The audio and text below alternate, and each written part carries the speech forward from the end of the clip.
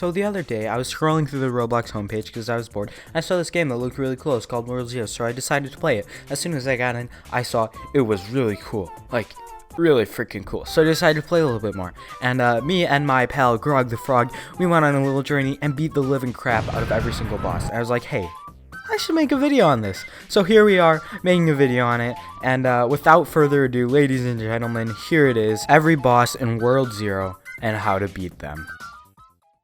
Okay, so this first boss is the Corrupted Great Tree Ent in Grave Tower Dungeon, and this is by far the easiest boss.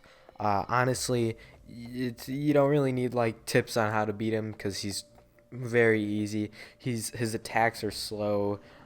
He falls down a lot, and as someone who uses mage, it's really easy to get up close and put in some close hits attacks without losing any health at all. Also guys, I know I am overpowered for this fight and the next one, but these two bosses are by far the easiest ones and you really shouldn't have any trouble with them anyways. But yeah, so what you're gonna want to do is destroy these energy tree pillar thingies, and honestly just ignore the knights. They're just kind of a distraction, so get those pillars out of the way, free him from that thing so you can attack him more, and just run around him. Keep your space from the knights. They shouldn't be too hard to run away from. They're not that fast. And just keep piling the hits on the main boss, and you should be good for this fight. So yeah, there you go. Up next, we got Caberus, the three-headed dog thingy. And this is in the volcano dungeon, and this guy was fast. When I first fought him, I had trouble keeping my distance because he kept catching up with me. So what I decided to do is, instead of continuing to run away, I actually just kept going behind him, because when he went to load his attacks, he would pause facing forward for a good amount of time, which allowed me to hit him in the side or the booty. And this is probably your best strategy, but avoid the burn as much as you can, because even at such a high level, it drains health so quickly, and that's the biggest issue here. You just have to make sure you don't get burned, or else you will die. Look at my health right now. I'm level 65 and I'm like almost dead. You just gotta stay away from that and be careful, and if you can do that, it's pretty easy from there. But yeah, just avoid the burn and you'll be good. That's how you're gonna be able to defeat Cerberus. So yeah. Alright, so next up we got Winterfall, the dragon. This guy is by far my favorite boss. He just looks so cool, and the map is so dope. It's just awesome. Yeah. So this guy is relatively easy, only because of his attack style, I guess you could say. He attacks straight in front of him and really doesn't cover any of his sides or back. So all you have to do for this one is just get close to him, because there's a certain radius in which he really can't touch you at all, and as long as you're in that radius, you'll be fine. So get in there, attack his sides and his booty, and just keep pounding the hits on. And I mean, it's pretty straightforward from there. There's not much to it, but there is the of course the attack where you have to go behind the wall. I think that's an instant KO. I don't know. I haven't tried yet, and I'm not willing to try just to see what it does. But make sure you get behind the wall. That's really the hardest part of this battle. Other than that, it's easy. But he looks so cool. He's my favorite. But yeah. Alright, next we got Anubis, the pyramid dude, and this guy is relatively weak in his actual attacks, but the thing that's tricky is avoiding your surroundings. You got all these falling blocks, you got the diamond thing that shoots lasers out, and you got the cicadas around you. It's hard to keep track, but if you can avoid everything with relative ease, the battle will be very easy because his attacks are really lame. The scarabs, I think that's what they're called. They explode upon impact, so basically they're moving bombs. So only use like your basic attack on them and try and do that from a distance so that you don't get hit by the bomb. These snake portals though are really annoying. I freaking hate these cobras.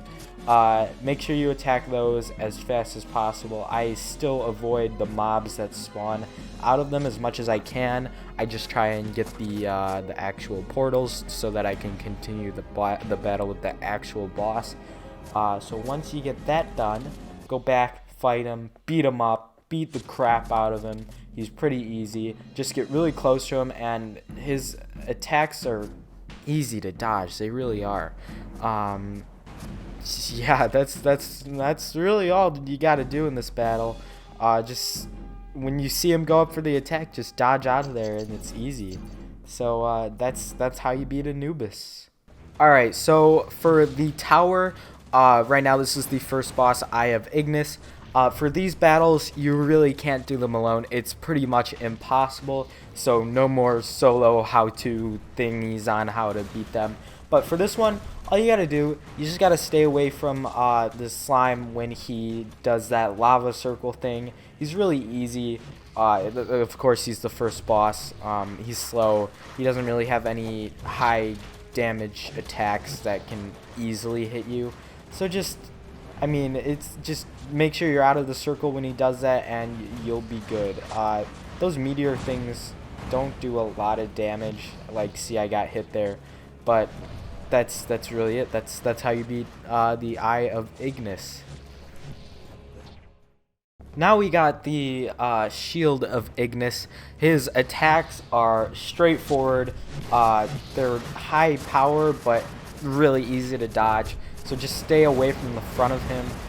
If you can have some dude tanking the hits while everyone just attacks him from behind, that's perfect. Oh yeah, avoid his falling swords. But it's not that hard to dodge. He's slow too, so that makes it great. And if you're any type of mage or like spellcaster, honestly, it's more worth it to just keep your distance and act as like a support role and inflict like burn or like the normal basic attacks on him. I honestly don't know why I even tried getting close. It was honestly probably too risky, but I did it anyways and succeeded. But it's just a straightforward fight. So that's how you beat the Shield of Ignis. Now we got Tree Guy 2.0, the Root of Ignis, the guy who tends to T-pose a lot because he's super buggy. He's also slow. He falls down a lot like an idiot, and it's not that hard to fight him, but do not underestimate him. His attacks, his ranged attacks, are very powerful. His tree spike or root spike thingies, those are like insta kills if you're in that thing. And he also has lava drops, I believe. I can't remember for sure. I'm pretty sure that I thought I completely underestimated. And as soon as I got hit by one, I died instantly. And I was so mad. But just avoid that and just keep the hits coming. He's just slow. Just stay away from his attacks and you'll be good. Might take a little bit to take him down, but you'll get there. Just stay alive. Just stay alive. And now we got the second to last guy standing between you and sweet victory, the Hand of Ignis. This is basically Anubis all over again, except there's that like spinny sun thingy. That's all you really have to avoid. It's not that hard, but sometimes it sneaks up on you, so watch your six. The guy's attacks are also still really easy to dodge. Like, ooh, I almost got hit by the sun there. Also, make sure you keep track of the diamond, but that's pretty easy to avoid. Just keep the hits coming, and this guy is probably one of the easier ones to kill in the tower. Yeah. Ladies and gentlemen, we have finally made it to the final boss, Ignis, the fire dragon dude. He's pretty much the exact same as Winterfall, just more health. All you really have to do in this one is just get as close to him as you can. I think he does attack with his tail at some point, but not immediately, so just get as close to you can. I would recommend hitting him on the side instead of the back. He's actually really easy compared to everything else. His health and strength is determined by how many people are in your party by the time you reach the final floor. So if you're alone, I mean, it's reasonable.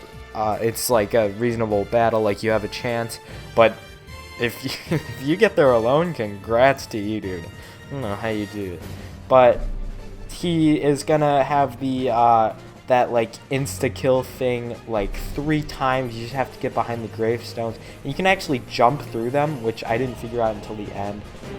Just keep running when he does this this fireball shooting attack, because you don't want to get caught up in that. And that's pretty much it. He's really easy. It's kind of weird. Like, you fight all these intense bosses who you nearly die on every time, and you just got him. So yeah, just stay on the sides, get behind those shields, and you're golden. That, my friends, is how you beat Ignis, the fire dragon, the current final boss of the game, until more towers are released. And yeah, other than that, guys, I got nothing else for you. This has been every boss in World Zero and how to beat them. Thank you so much for watching. Make sure to like, subscribe if you enjoyed this video and want more content. Yeah, I'll see you guys in the next video. Peace.